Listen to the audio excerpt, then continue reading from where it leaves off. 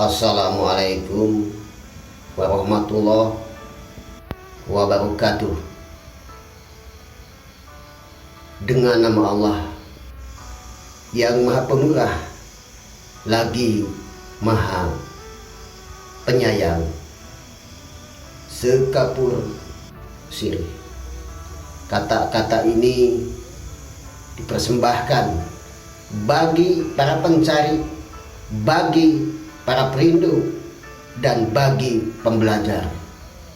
Semoga bermanfaat. Mengalahkan ego sebagai tanda kemenangan. Semua bentuk apapun sejenis penaklukan selalu meninggalkan ketidakenakan dan sejenisnya. Dan ini sebetulnya sebatas penaklukan semu. Hanya ada satu penaklukan sejati yang akan meninggalkan kemenangan sejati, yaitu penaklukan terhadap diri sendiri. Ketika diri sendiri, ego diri takluk, itulah tanda-tanda kemenangan datang. Jati diri kita datang. Jati diri manusia selalu membawa sahabat-sahabatnya, yaitu iman, tawadu, juhud, takwa, tawakal, serta ikhlas, dan lain-lain, atau yang disebut dengan karakter insaniah, manusianya, jati diri. Manusia yang semakin tidak memikirkan dirinya sendiri merupakan tanda-tanda meraih kemenangan atas dirinya, egonya. Maka semakin manusia menemui jati dirinya, semakin kecil kesempatan untuk memikirkan dirinya sendiri, memimpin diri sendiri. Sesulit-sulitnya menjadi pemimpin, yang paling sulit adalah memimpin diri sendiri. Karena dalam diri manusia ada ego manusia. Ego manusia selalu mengajak dan mempengaruhi dalam kesombongan dan keserakahan. Sehingga jika dalam diri manusia masih ada ego, maka membuat manusia merasa dirinya paling benar sendiri, sulit menerima atau saran nasihat. Ego membuat diri manusia semakin angkuh dan keinginan duniawinya semakin meningkat. Maka semua tetap tergantung dan bergantung kepada Allah Subhanahu wa Ta'ala. Tetapi semua berpulang pada diri manusia masing-masing. Selama manusia belum bisa mengalahkan diri sendiri, ego dirinya, maka manusia belum pantas untuk memimpin manusia lainnya.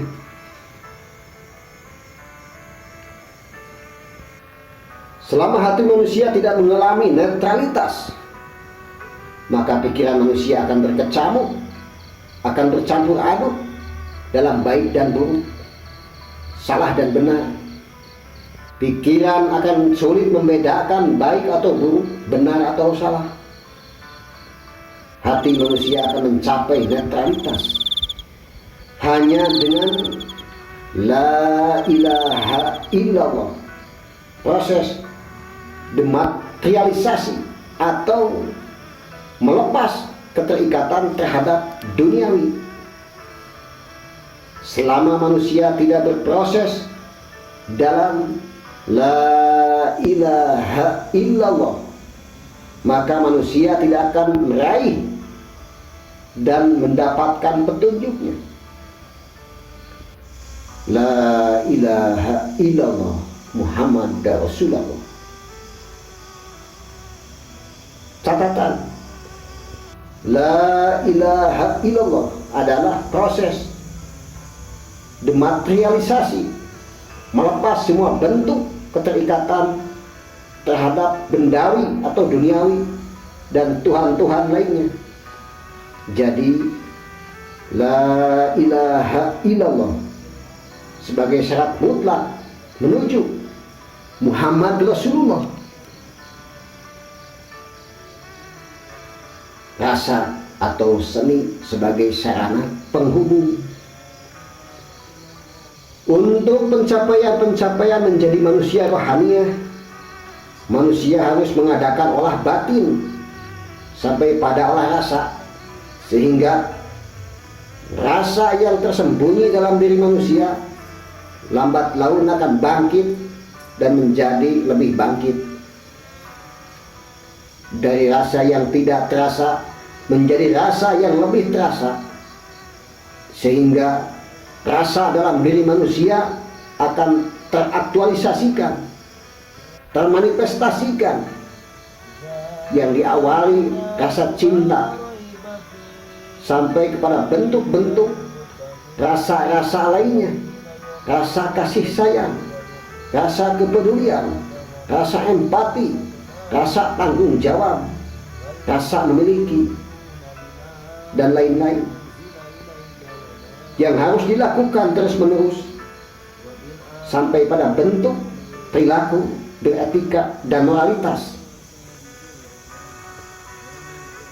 Rasalah yang dapat digunakan oleh manusia sebagai alat manusia untuk menghubungkan sesuatu yang terbatas menuju yang tidak terbatas, sehingga memudahkan manusia dalam membentuk dirinya sebagai manusia agar selalu mencapai sikap beretika dan bermoral, serta sampai pada pencapaian karakter manusia menuju jati diri manusia.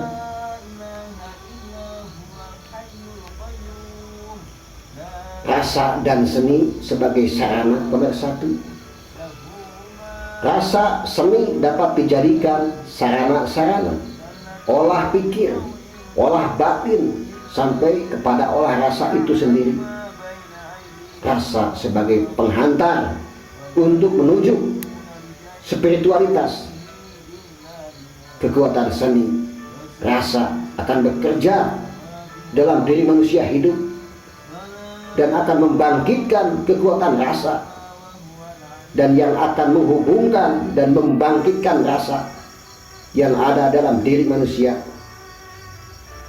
Kekuatan rasa inilah yang akan menghubungkan dengan sesuatu yang di luar diri manusia, dengan jalan dari yang serba terbatas, mikrokosmos, menuju yang tidak terbatas, makrokosmos. Sehingga tidak ada satu agama pun yang tidak menggunakan seni untuk menunjukkan dan mewujudkan keberadaannya dan kesemestaannya. Manifestasi seni dalam wujud karya-karya seni adalah usaha-usaha manusia untuk menyelaraskan dengan realitas agung jalaliyah dalam bentuk-bentuk peleburan realitas yang indah jamaliyah, dari makrokosmos sampai termanifestasikan dan teraktualisasikan dalam bentuk perilaku, etika dan moral, etika dan estetika pada manusia mikrokosmos. Jadi seni adalah merupakan kehidupan itu sendiri. Maka seni dapat menjadi perangkat sebagai alat pemersatu manusia dengan manusia, manusia dengan semesta alam, dan manusia dengan makhluk-makhluk ciptaannya yang lain. dan Tuhanlah. Maha seni itu sendiri, maha indah, maha menata. Positif, negatif, dan netralitas. Meninggalkan berpaling, menapikan kebiasaan buruk, itu baik dan benar. Meninggalkan berpaling, menapikan kebiasaan baik, itu buruk dan salah. Manusia berdiam diri dalam keburukan, maka semakin bertambah keburukannya. Manusia berdiam diri dalam kebaikan, maka semakin berkuranglah kebaikannya. Baik dan buruk, salah dan benar, selalu ada di dalam pikiran manusia. Tetapi perlu diingat bahwa dalam diri manusia selalu ada baik dan buruk serta netralitas. Positif, negatif, dan netral. Netralitas seseorang terletak dalam hati manusia. Selama hati bisa mematuhi hukum-hukumnya, maka dia akan menunjuk penerus-penerusnya serta pewaris-pewarisnya atas persetujuannya, seperti sedia kala. Adapun dia tetap bertindak sebagai pengatur tunggal dan pengawas tunggal serta penjaga tunggal terhadap tanah air ini.